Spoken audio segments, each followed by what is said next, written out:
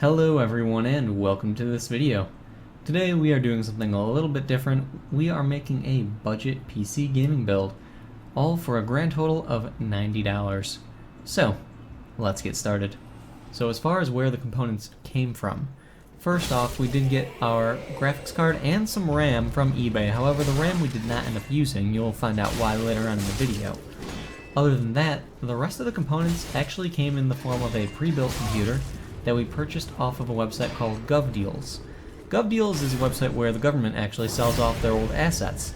So because it was a government computer at one point in time, the hard drive was wiped, came with Windows 7 Professional, and it was well taken care of, so that makes it a very good candidate to build off of.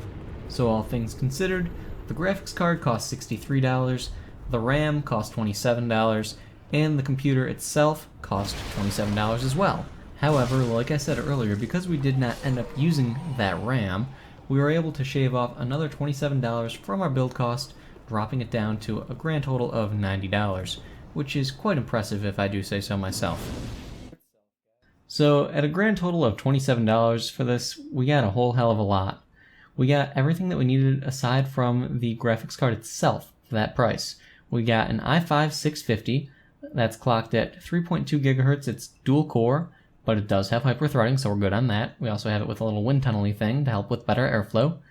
We have what I thought was actually 4 gigs of RAM. Turns out it's 8, so that's a great little surprise. It lets me shave off another $27 from the cost of the build. We had a 500 gig hard drive, and that's about all you get for a grand total of $27. You also get your power supply, the case, and an optical drive as well. All things considered, not half bad. Now let's get to the part where I actually put the computer together. So first things first, we need to get the graphics card in. So you got this little release guy right here. Pretty interesting. These should just pop on out. I've made sure that this is down purely for the sake of making it easier and, actually possible to get this guy in. And I'm doing this one-handed, which is a horrible, horrible idea.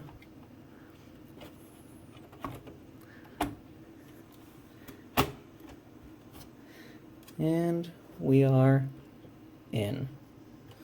Simple enough. Now, to make sure it's actually stable, let's get this back in.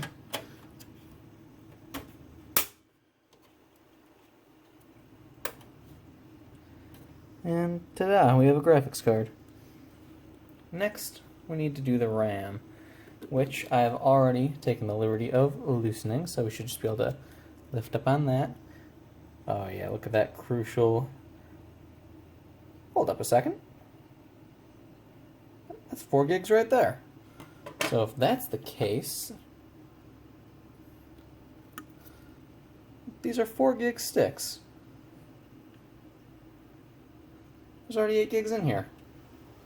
So as you guys can see, I've actually put those two 4 gig sticks back in place. Everything is as it should be.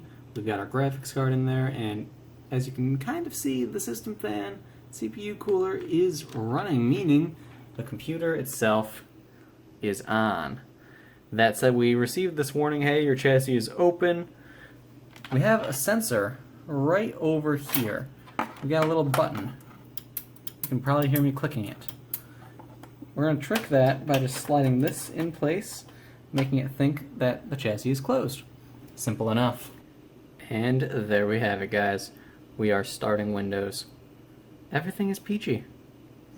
So, needless to say, I am quite satisfied with the way this is turning out so far.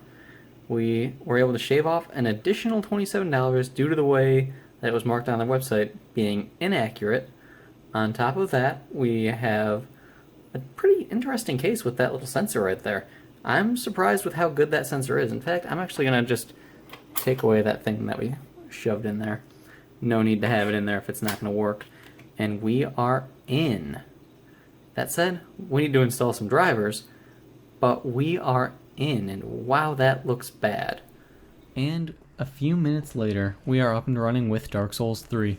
We got our drivers installed, we got our software installed, not a problem at all. And here we are.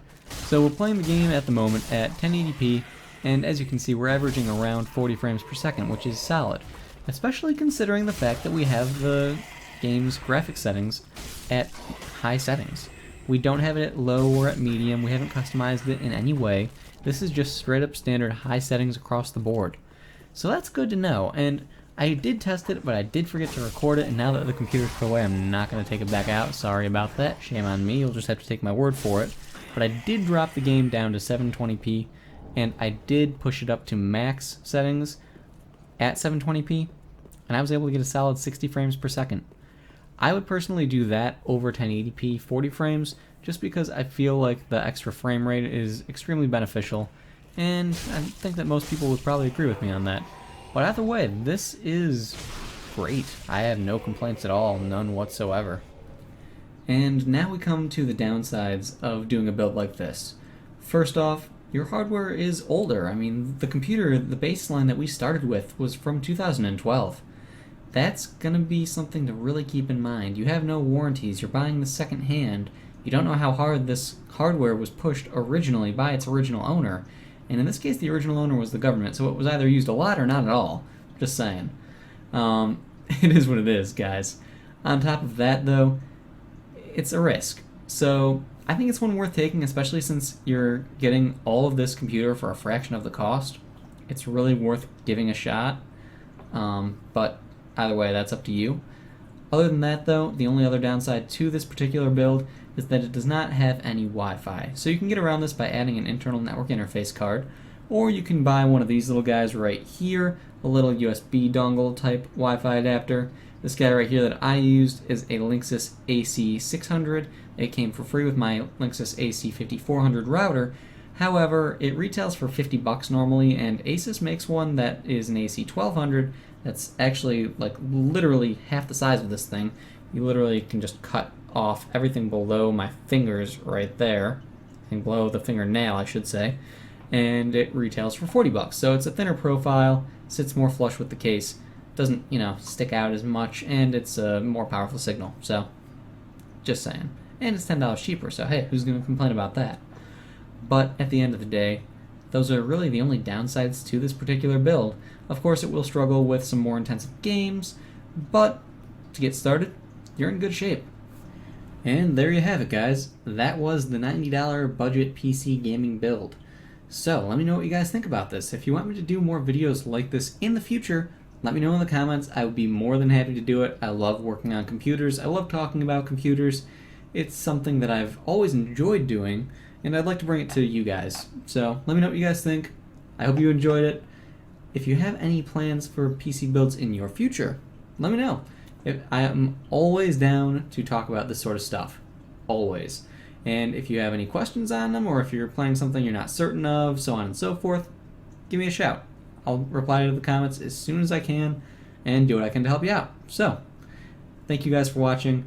I hope you enjoyed, and I will see you guys next time.